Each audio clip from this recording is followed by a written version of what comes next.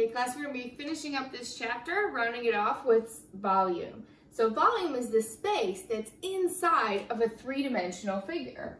Okay. It's very related to area, which was the space inside of a two-dimensional figure.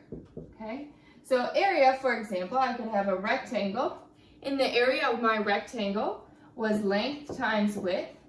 And the area of a triangle, remember, is the base times the height divided by 2. Okay. The only difference of volume now, think of your rectangle, and this is a two-dimensional rectangle figure. We can make it a prism by adding that third dimension. Adding that third dimension there. So when we do that now, if we want the space inside, it's no longer called the area, which is just the space of one of the faces. I want the area inside of that three-dimensional figure, which is going to be called the volume. And to find the volume of any prism, you take the area of your base and multiply it by the height of the prism. So I'll define these variables for you. So A is equal to the area of the base and H of P. And notice that P here is a subscript. And a subscript is just a way to name it. So it's different from a superscript, which is at the top, like an exponent. And so H of P is going to be the height of our prism, height of the prism. Notice that this H of P is different than, say, the height of that triangular base, okay? So let's take a look at some examples. Okay, let's take a look at these first examples. Notice in the first problem, I have a rectangular prism. So step one here is to find the area of its base, okay? So step one, we want to find the area of the base. My suggestion to you is to redraw these pictures and highlight what is the base. Notice here I found the base is this rectangle. And its dimensions, the area of a base is going to be the length times the width. And my length and my width here are going to be 4.2 centimeters and 3 centimeters. So I can multiply 4.2 times 3, which is going to give me a total of 12.6 centimeters. 12.6 centimeters. Now, step 2 says take that, plus silly Miss Ayers, this should be multiplying, okay? Is to take that area of the base and multiply it by the height of the prism. So step 2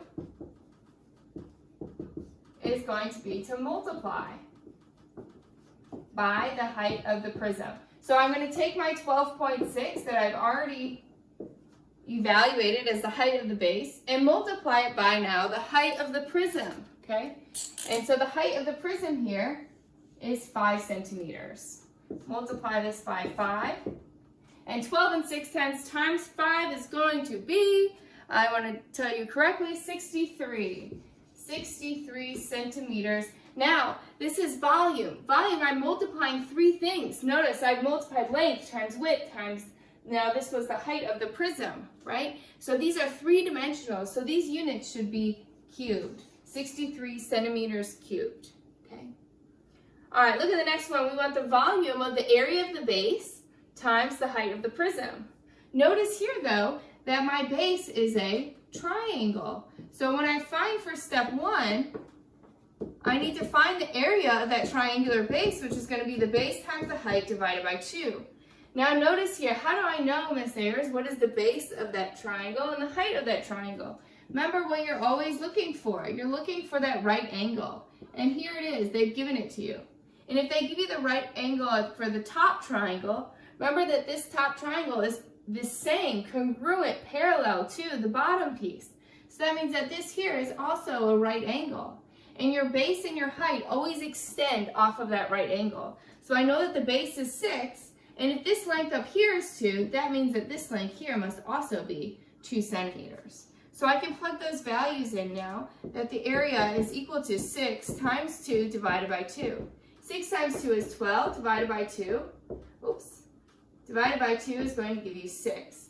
So the area of that base triangle is 6 centimeters squared.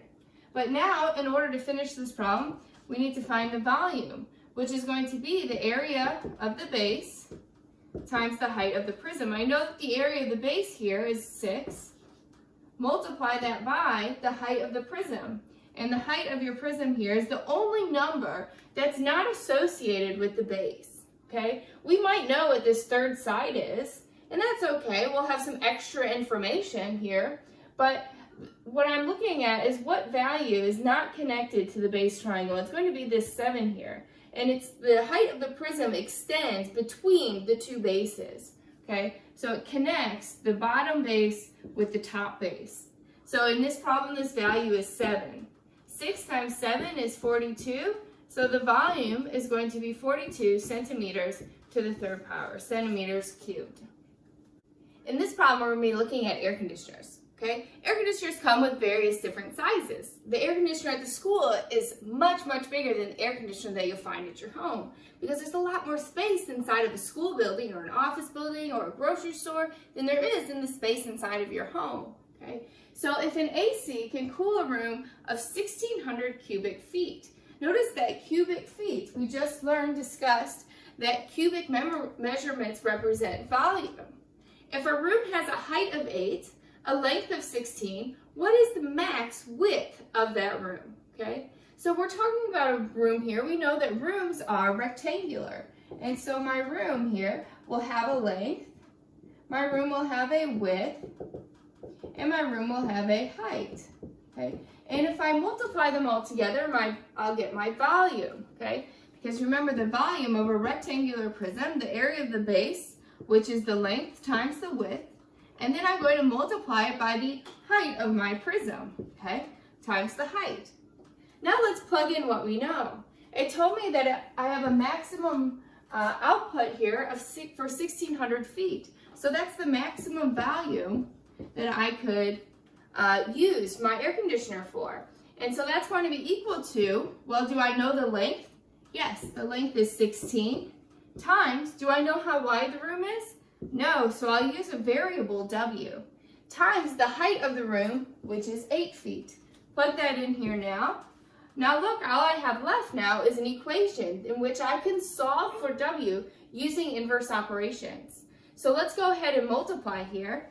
I want to simplify this right-hand side and multiply 16 times 8.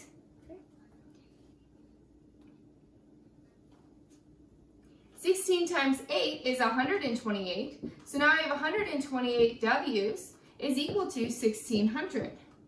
The final step, the opposite of 128 times W, is going to be to divide. So we're going to divide both sides by 128. Okay.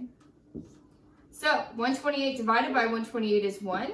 And so W is equal to 1,600 divided by 128, which will be 12.5. Now notice here, all I have found is the width of the room. The dimensions for the width is just going to be in feet, okay? Because it's a distance. So the width of the room, the max that it can be is 12.5 feet in order for this air conditioner to work properly, okay?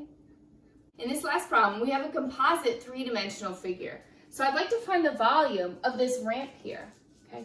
Notice that I can decompose this into a triangular prism and a rectangular prism.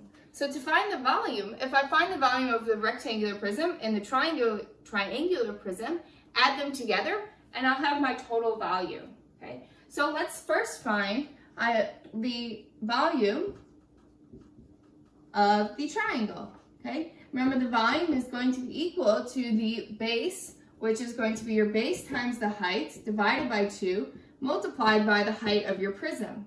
So let's first just find this base triangle, okay? So let's find the triangle, and here it is, okay? And we want to find, I notice here's the right angle, at 90 degrees. So what extends from there? Notice the bottom base is 10 feet, and the height here is 2 feet. So I can plug those values into the area of my triangle here. So I will have 10 times 2 divided by 2. Then I'm going to have to multiply this whole piece, once I evaluate it, times the height of the prism. So notice here that this is the front face. There's another triangle on the back. Remember we said the height of the prism is the height in between that connects those two front and back faces. So that's going to be this distance here. Do we know what that distance is? Yes. we need to come over to the rectangle side to figure it out, okay? Notice here that this distance between the rectangle face and the back rectangle face is 3 feet. Since this is a ramp, it has the same depth. So if the right-hand side is 3 feet of a depth, then that means that the left side is also going to be 3 feet of a depth. So when I find the area of the triangle, I'm going to then multiply it by 3, okay? So let's evaluate this part here. 10 times 2 is going to be 20 divided by 2 times 3. 20 divided by 2 is 10 times 3 is a total volume of 30. So the volume of the triangle side is going to be 30 feet cubed. But I'm not finished. Now I want to find the volume of the rectangular piece of the ramp. And the volume of the rectangular piece is going to be the length times the width, because that's how you find the area of a rectangle, and then times the height of the prism, okay? Which we actually already know the height of the prism is 3, so I could go ahead and plug that in over here, times 3. Now we just need to find the length and the width.